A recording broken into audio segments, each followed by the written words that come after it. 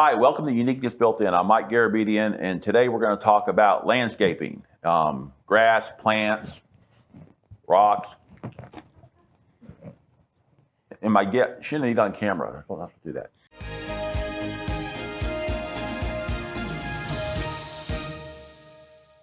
that. My guest today is Jason Osterberger with Osterberger Design Group, and Jason is a landscape architect.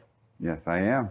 You want to explain what a landscape architect is? Why I finished chewing my chocolate boulders. Hey, you chew away.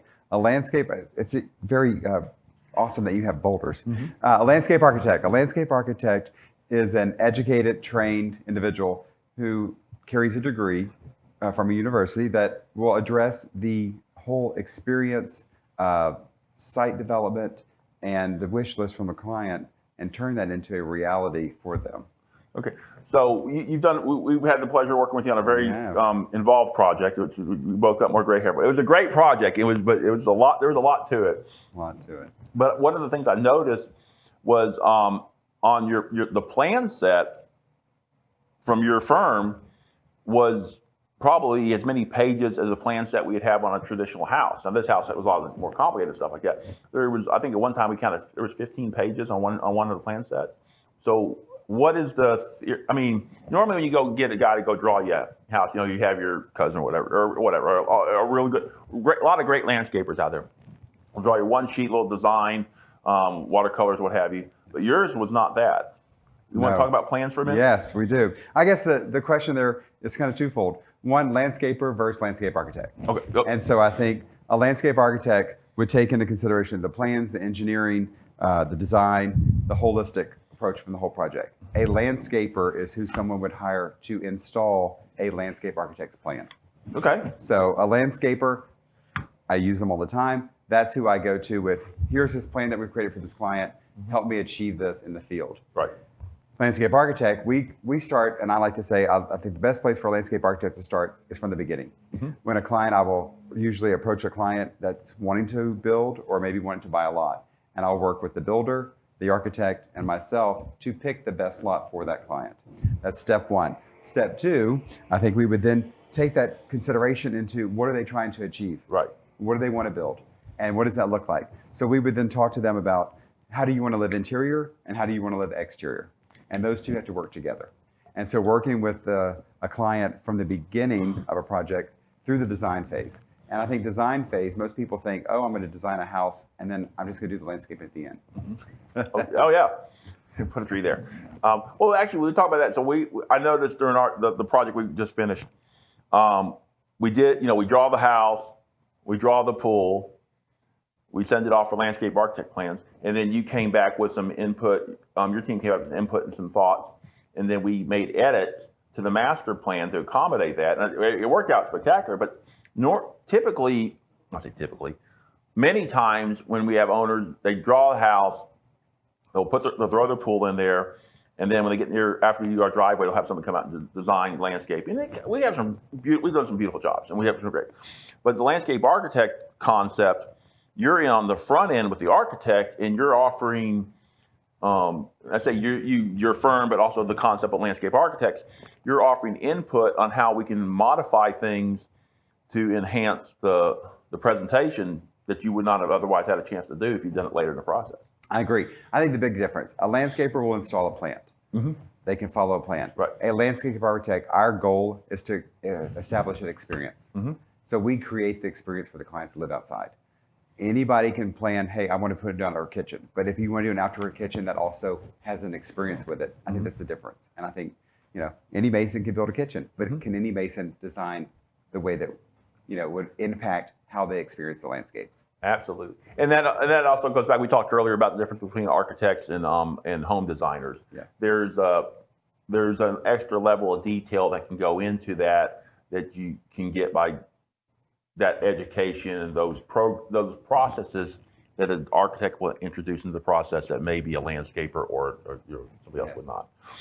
So let's talk about, there's a lot of things on the last house that we did that was really cool, but I noticed one thing that stuck out, hence the chocolate, the boulders. We had a perimeter around the house about 6-8 inches wide of just exposed decorative stones. And what was the thought process for that? So I think when look at the lot, grading is a big thing for me. Drainage and grading is probably the most underrated item that happens, but it's the item that will affect your landscape the longest. It'll negatively impact the house, the landscaping, materials, things like that. So in this particular situation, the grade for the house and the finished floor were very similar, very close. And so as a protection for the builder and for the client, we did a French drain against the house that also exposed the gravel on this one, because we were really conscious of irrigation is, several times a week. Oh yeah. And rain, as we know in Texas, could be light or could be a monsoon. And so planning for that ahead was our goal. And so that barrier, there is a barrier that goes, it's about 18 inches deep, full of gravel with our proper French drain at the bottom, but that allows water to hit the house and run down instead of hit the house and run through. Right. And the unique thing, we've done French drains before. Yep. We've all, but having it exposed serves a purpose, but also aesthetically, I thought it created like you border your beds with stone. It created an aesthetic effect that I thought was pretty cool. That landscape architect's first landscaper. You want to make sure it's aesthetically pleasing. Right. And how did it integrate into the whole concept of the design? Yeah. And then one other thing, I've seen other folks do this as well. And obviously, I don't have a green thumb. I have a brown thumb from chocolate all the time. But we had these. You have these great around. You plant trees, and you stake the trees and what have you. But I noticed you had the green grapes around the trees at the base of the trees. What was that for? Yes.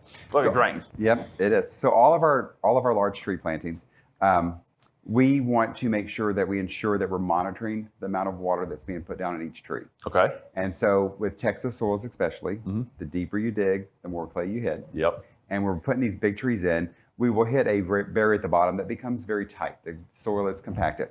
So underneath all of our trees, we do gravel bases with check pipes, basically. It's a French drain under the tree, and the check pipe comes up, and then we cap it with a grate. So our weekly maintenance, our guys will take off the caps, check the drains, and we monitor how much water is being held by the tree, so then we can adjust the irrigation accordingly. Okay, we're going to talk about maintenance later, but so I planted. Well, I haven't planted trees, but I've had a lot of trees planted on jobs before, and I'd be hard pressed to think of probably count on maybe two hands, maybe two hands of times that we've had people put a gravel bed underneath the trees. Yeah. Now, obviously, that is a extra cost or investment you make in the tree, but the benefit of it is the long term for the health of the tree. Right. If we can monitor that tree and allow it to acclimate into its new home, peacefully without much disturbance, then it's worth the extra effort. Right.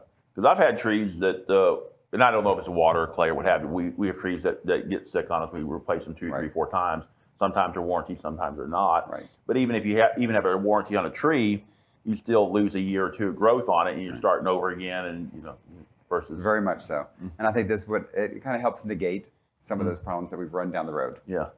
So going back to the French drain, now I'm thinking about this. One of the other, the project we had, the lot was sloped down to the lake, and we brought in probably half of the moon of dirt to build it up, but you have the balance. When you grade a lot, you have the balance between making it too high for the backyard, all the steps. So we didn't get quite to the road height, so we had that negative grade a little bit.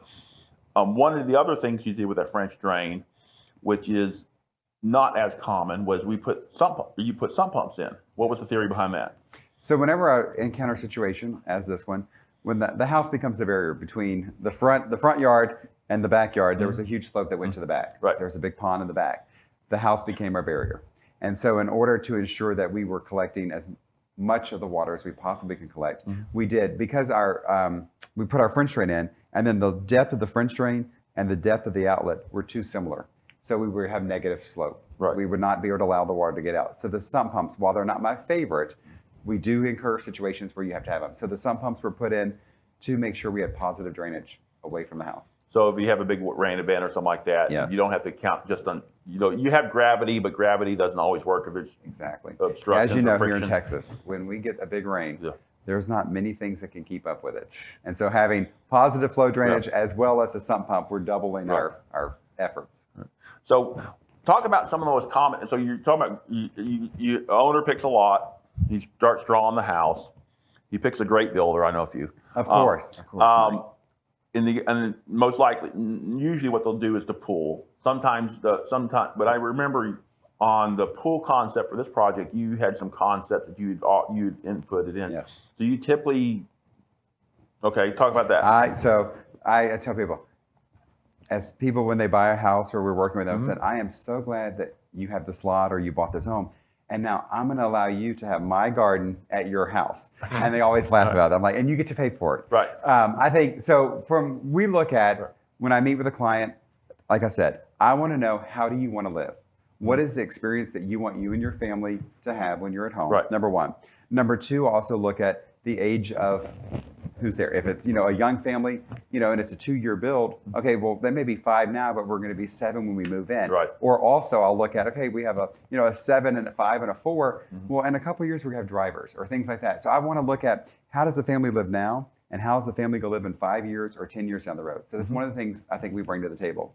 Number two, I think we would look at for a lot specifically would be, okay, does the lot account for everything that you want to live outside in?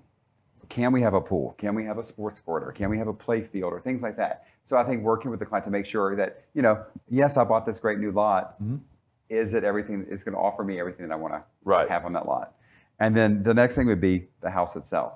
Does the house itself and the architecture blend with the neighborhood? And I know, we've talked about this before with, some neighborhoods, a price point, and there are a bigger price point. Right. So making sure that that lot and where you're wanting to build and the type of house you're wanting to build, everything relates. I think it's very crucial. Right. Remind me, I want to talk about grass in a minute, but because that's a whole separate conversation. And I'm supposed to do this later, but we had one owner that we recommended the prep process for the grass, and they chose not to do it, and they were not. Well, let's talk about grass now. We're going to talk about grass now. Grass. Okay, so grass. So we talk about what you do with grass. Let's talk about what you do with grass. So I think today's world, there's artificial turf and there's real turf. Yep. And I find it very crucial that we have a blend of both. Okay. I think a property needs both. I think the naturalness of the real grass is beautiful. There's artificial turf, though, has come a long way. If you would have asked me 8 years ago, 10 years ago, hey, should I do artificial turf? I would have said, run screaming. No, never. Now it's come so far. I think there's opportunities for both. I think I look at it as when you open your windows or you walk at the front door, if it's 365 days of the year perfect, that's a good place for it. Right. Do we have pets? Do we have small children? Do we have a tight area that may have poor drainage or an area that's really shaded? And artificial turf is a perfect solution. But I also like when you look out, especially the house we did, there's artificial at the forefront, but in the background, we have this real turf. And I think real turf is the opportunity to be in touch with nature, to have the seasonal change that happens with turf, to have a place for kids to run and play and do their things.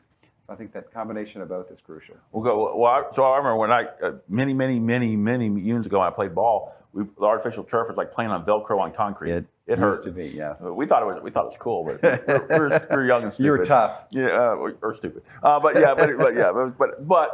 one of the things I recall about when y'all put the sod down. And sometimes what happens is you'll have a landscaper install landscaping, and you'll have a third-party grass company come into the grass.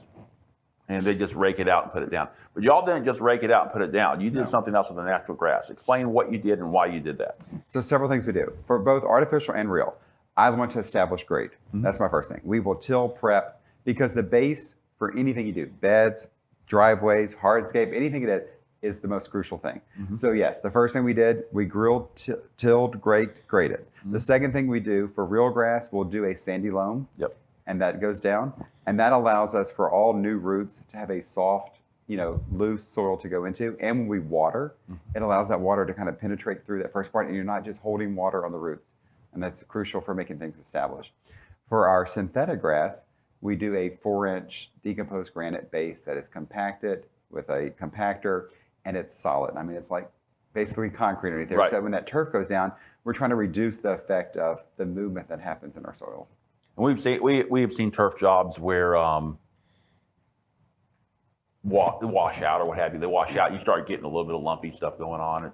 going on like that. Not on your dust, but we saw. It happens. Hey, yeah. I can't help Texas soil. But yeah, in all honesty, Texas soil, we deal with that, and like with any project, you're dealing with nature, outside exposed elements. 100%. We had one project where we got the grass down, everything looked great, and we had a 5-inch water event, and it washed out all the soil, and then it looked like a mountain ridge, and it's just luck, things happen. Okay, so the elements. My definition of elements, and my definition is all it counts, is there's different elements for landscape. You have obviously your grass and your mulch and drains, whatever. But you have fire, you have fountains, trees, pathways. How do you I don't know. It's kind of an open-ended question. How do you make it look good? But do you have a preferred palette, or do you have a ratio, or how do you figure out where the fountain goes, where the fire bowls go, where the paths go? I think that's all part of the landscape architect. Yeah. Our training comes into the fact that we look at scale, we look at proportions, interiors. Before I begin any project, I want to meet with the interior designer. I want to know their color palettes, their selections, their materials. That helps guide me so that when a person is inside the home and they look out, there's continuity between the two. I think that continuation of space is crucial to make a project successful. When you have somebody that hasn't talked to anybody else and they just pick, and somebody that's doing it's two different worlds that you're walking into. So, the flooring inside and the flooring outside, when they meet, I want to make sure that they marry each other, that there's some kind of communication that happens between the two of them. So I think, we look at first, with any site, I look at the neighborhood. What is the neighborhood telling me? Every neighborhood's got its own characteristics. Number 2, the client. What is the client trying to achieve? Number 3, what's the interior is going to say? And number 4, what is the landscape telling me? Right. There's if it's all shade, there's certain materials that you use in the shade. There's certain materials you can use in the sun, depending on the heat. I mean, there's all kinds of selections that you have to be mindful of. Okay, we're getting a shirt that says Landscape Whisperer. Landscape Whisperer, I love it. I love it. Yeah, trademark. Okay. But seriously though, you look. When we talk to architects, they look at the lot and they get inspiration of the lot. But when they're looking at it, they're thinking about the sticks and bricks, or the structure of the house itself. And landscaping. The joke in our industry is the landscapers and the painters have to fix everybody else's mistake, because the painters have to go in and caulk and paint over all the issues inside, and they rightfully so can fuss about it. And on the landscaper, there's something with the house that they don't like, they try to fix it with a tree or something like that. Because usually it's after the fact; it's not proactive. Right. So the difference I'm hearing is the architect formula, the landscape architect goes in with a regular architect and you fix it on the front end. That is our goal. I think in the building process as well, when you have everything in place before you begin, your cost is so much better. When you have to come in after, just if they want to add a wall or change something, that cost is greater. It takes more time and efforts to do that. And planning ahead is good. I think one of the things that's real funny, one of the new trends I will say that I'm having in a lot of our projects, a couple years ago, I worked with this client before, and she's built 2 previous homes. Right. This was the 3rd home. And I know that she's a huge dog person. They have big dogs. They love their dogs. And so the last thing she always talks about before they would go to bed at night, they let the dogs out. And the dogs would run the whole backyard. And she'd always get so mad because they have to clean their paws and things like that. So we were sitting around, the architect, her and I, and her husband were sitting talking. I said, what would be so great? I said, what if we could rework the architecture of the master bath, and we had a door that opened to a small courtyard space that was all artificial turf that the dogs could use right before bed, and you're done. She looked at me and was like, you have to be kidding me. And I mean, the architect looked at me and we're all like, I think we have solved the worst problem that I have. So it changed the way they live. And now it's been several homes that I've asked that question. Are dogs important to you? Yeah, they sleep with us. I said, well, have you thought about? And that's one of the new trends. I call it the new trend that I have right now of working with architects on making sure we have these little dog areas. That's clever. That's pretty good, huh? Yeah. And trademark that. That was dog yards. We have trademarked. Okay, so let's talk about fire. Well, let's talk about water fountain. So I know on the last project I think you actually commissioned the fountain for one of them, and I think you helped design the front fountain. Yes. We're seeing more and more folks putting water features, your pool, all the things back there, but they're putting water features in the front yards more and more often now. Talk about that. So I think for this specific project, because we had that elevation change, we created a little bit of a courtyard space before you got to the house. And for me, it became a little bit of a foyer for the exterior of the home. So as you entered into the space, the water helps drown out a little bit of the road noise. Yes.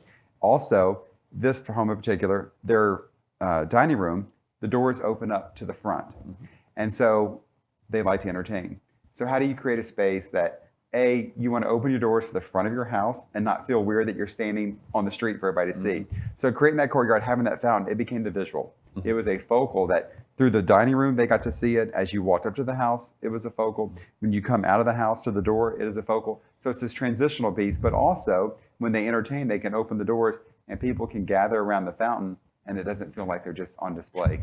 And the sound of water, running water, I mean, it's soothing. It's kind of, I don't say white noise, but it does help very much balance out that background noise.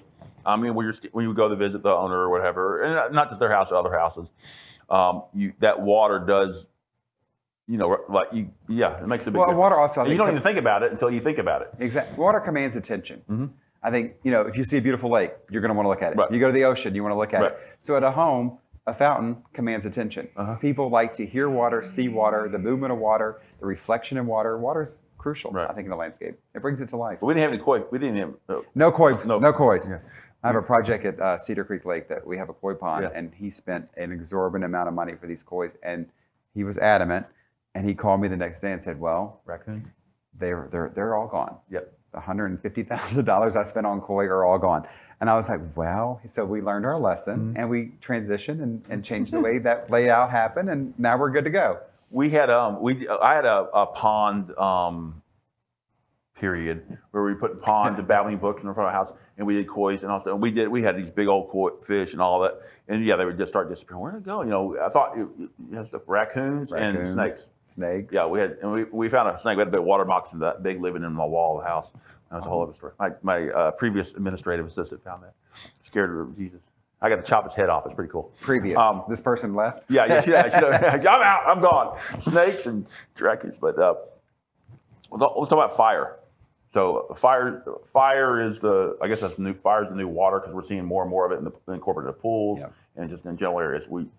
Where are you putting it? Why are you putting it? I think two things. Fire's two things. One, fire can be warm. Yep. Fire encourages gathering for people to want to sit around. The second thing is fire is also like water, where it becomes a focal. Fire against the backdrop, of landscape takes on a whole different presence. And I think in this particular project, we used it as such, so that for entertainment purposes, it's something that makes people want to be drawn outside. Right. You want to kind of go see what's going on and get to see it. Right. I think also it's light. It gives a cool light effect, across the pool, especially when it's touching water, fire and water. I mean, what's more impressive than fire and water?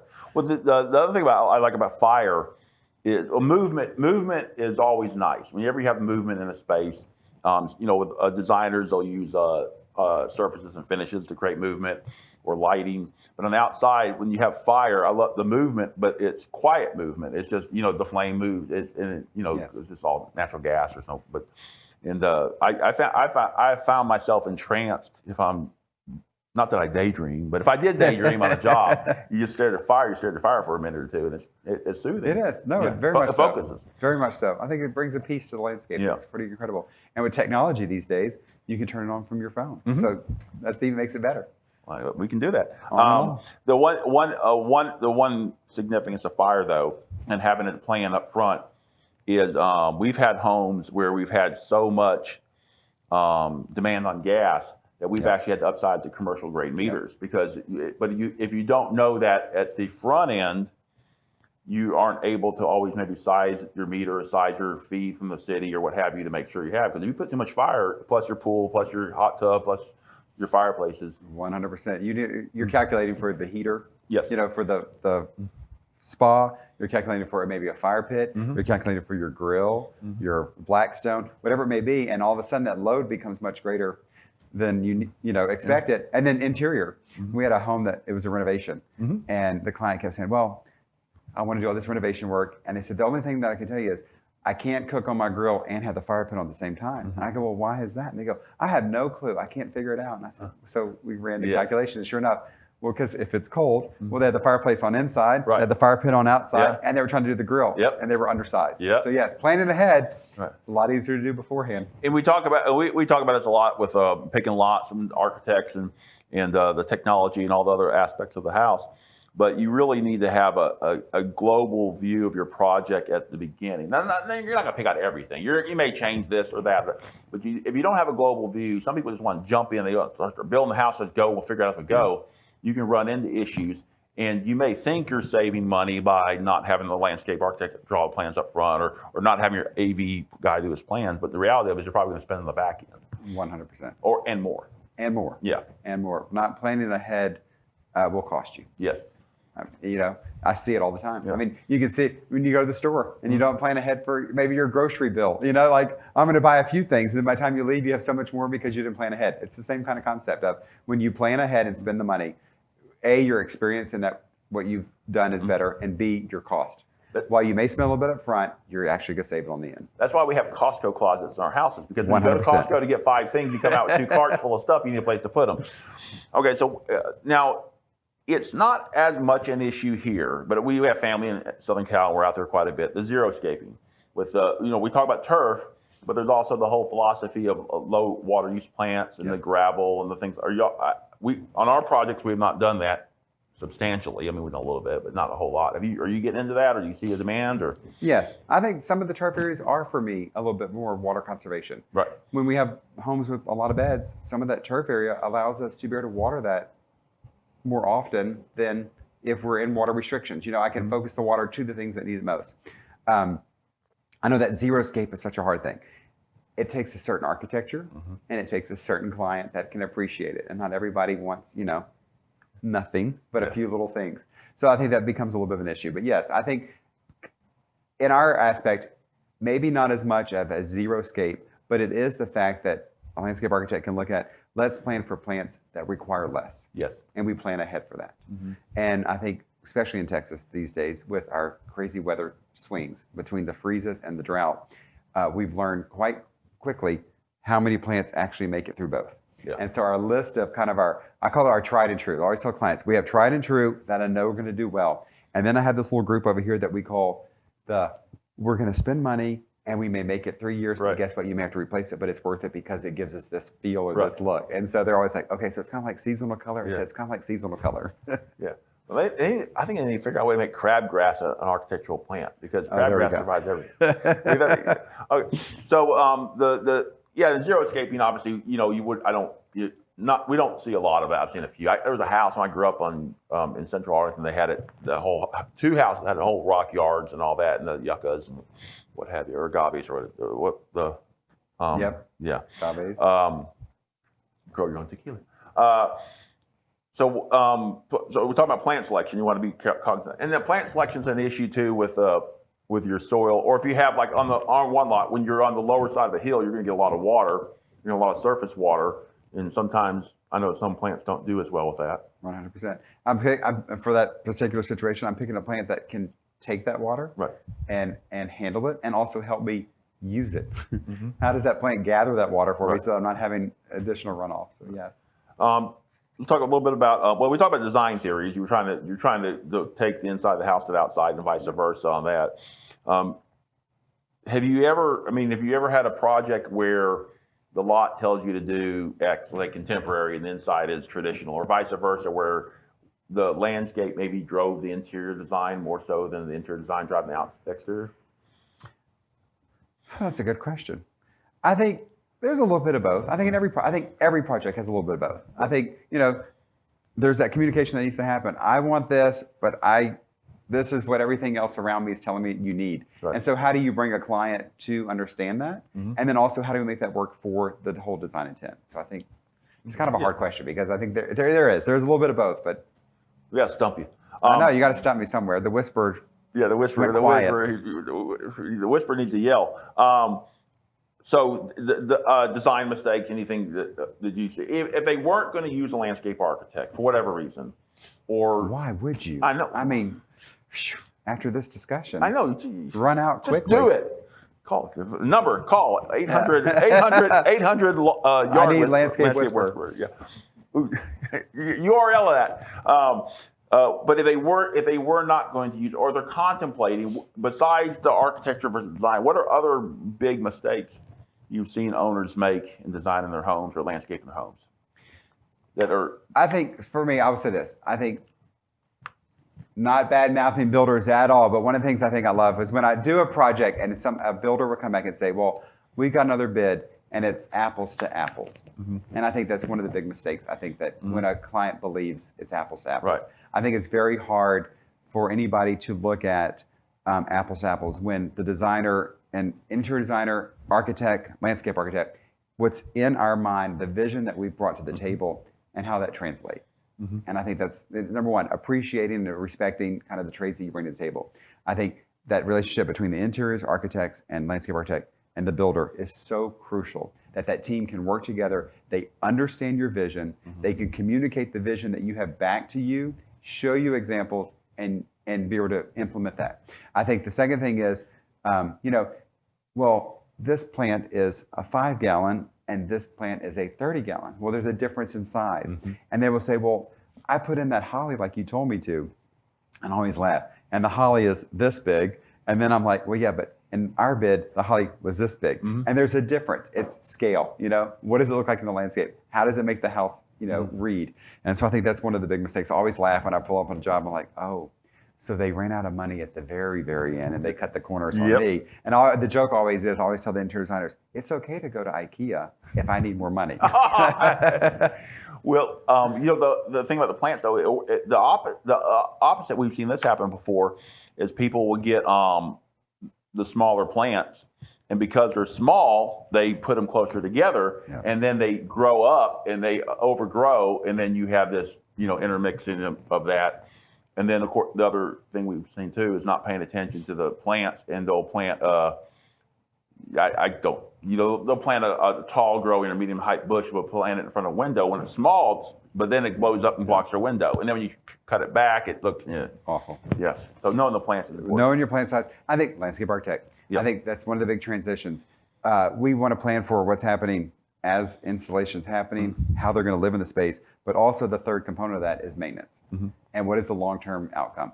That plant selection and how it will grow, how it will develop is crucial. Before we get to maintenance, talk about we have a saying, trademarked, it says, quality is not what you do, it's how you do it. And when you build, like when, you can have 2 trim carpenters and you can both put up crown in a room, and people, oh, the crown is quality. No, the crown is crown. It's how they put it up. Did they miter the edges? Did they glue it? Did they sand it down? Did they nail it? Did they true it up with shims and what have you, or they just throw it up there and let the painter worry about it? Going back to we're talking about the grass. Just growing the grass down on native soil. Grass is grass, but it's how you install the grass that makes the difference. And by doing that's not like a commercial. By doing it more thoughtfully, purposefully. You can eliminate issues further down the road and be happier with the end product. So y'all install it. We kind of touched on that throughout. But the big thing about that is you don't want to be a prisoner to your yard. That's for Win. That's for Win, my broker buddy. She loves that wine. No, you want to be a prisoner to your yard, and taking care of it. Obviously, thoughtful design, plant selection, designing the irrigation properly. If you have a well, tying it to the well properly, so all the things that come into that, the balancing the water so you don't have washouts, and make sure that the sprinkler pipes don't break and have the little underground thing, all the things that come with that. But also the weekly care of the property. You guys are doing maintenance now too. Yes. So how does that work? Well, I think it's important. Holistic, beginning to end. I always say conceptual through completion and beyond. And so our maintenance program allows for us to maintain the design intent. Right. We are able to monitor that property weekly to make sure design intent, so that we're not turning things into balls that shouldn't be balls, that things kept natural. We're not overwatering. I think water usage is huge and the expense is huge, and making sure that we're monitoring, weekly, that we're changing those systems to accommodate for, we had a lot of rain this week, so we're turning back, or what that may be. And then I think too, lifestyle of the client. If they entertain a lot, like keeping that property at its best, or color change outs or things like that. So yeah, maintenance is crucial. design intent. That's what we're trying to do. We're trying to make sure that property looks exactly like I want it to look day in and day out. Okay, but here's some things that I noticed you folks do, and with all honesty, there are other folks that do this as well. But I specifically noticed you guys did this as well. Is when we had major freeze events, y'all were proactively on site wrapping plants and protecting Mr. Freeze. No, you didn't have to make a call or anything. You're paying attention to weather. And then the other, I noticed we were out there on site with our owner. Visiting, talking, looking at somebody, and you had a young lady come by your office, and she was going by and taking a video inventory of the plants after the freeze event to see if anything needed attention. All that, and those are the extra efforts that make the difference on maintenance versus having a guy come by and mow your yard every week. 100%. My wife will contest to it. I will at night get in the bed, and I have all of our irrigation systems or remotes or on my phone, so I will go through and just kind of check systems, and I'll make adjustments. Mm-hmm. So big freeze event, she was all like, "Oh, let Dad have his time. He's got to turn everybody." So I'll shut everybody down, before a freeze event, or the heat's coming. I'll, look at monitoring the water for those needs. I think too, I want to be that person that is in partnership with the client that they don't have to worry. Right. So meaning that my job is to maintain their property. My job is to think ahead of what you need next. And for builders, this is important because we have. Obviously we're proud of what we do. We're proud of the work. We want good team members to help us do it. And we want the house to look good, not just the day we delivered the house, but weeks, months, years, decades later. And we want the owners to be happy that they made the investments where they did weeks, months, years, decades later. And doing it right up front makes a big difference versus trying to keep putting Band-Aids on or adding more projects as they go. We're going to do the backyard later. And granted, it does involve money and investment. And it does take a little more time on the front end, but the result on the back end is so much worth it. And I think I've always laugh. An interior designer, I think they're incredible. Mm-hmm. And so they create this beautiful space, everything's placed, and they move on. I create a beautiful space, and then Mother Nature decides to take over. Yeah. And so I have this unfortunate and fortunate gift of getting to stay around because I have to. Yeah. Mine's always changing. Mm-hmm. And so I always laugh. I said, picture perfect. And I have to be picture perfect, but I'm managing weather and everything else on a daily basis. So. Oh yeah, it's a real time uncontrolled environment, and it looks great on Monday, and then Wednesday it's like, what happened? Like my yard looks terrible. Fix it. Exactly. The leaves fell off a tree. Why? Okay, great. Jason, if somebody needs help with a project or wants to explore how a landscape architect differs from other options out there, how would they find you? Scream. No. Call us. Whisper. Yeah, the whisper. All you do is whisper. Jason with Osterberger Design Group. You can find us on Instagram, Facebook. You can also find us at our website, osterbergerdesigngroup.com. And email my office at osterbergerdesigngroup.com, and we'll be happy to provide you with information to help you with your project. Fantastic. Great. Thank you so much. All right, guys. Thank you much for watching again and again. You should be always watching. We'll see you next time we have another interesting, unique perspective on building. Thank you so much for watching Uniqueness Built In. Have you seen something interesting on our show that you would like us to elaborate on? Or perhaps you've seen something out in the wild that you want us to talk about on our show? Feel free to email us at the email on the screen, info@garabedianproperties.com.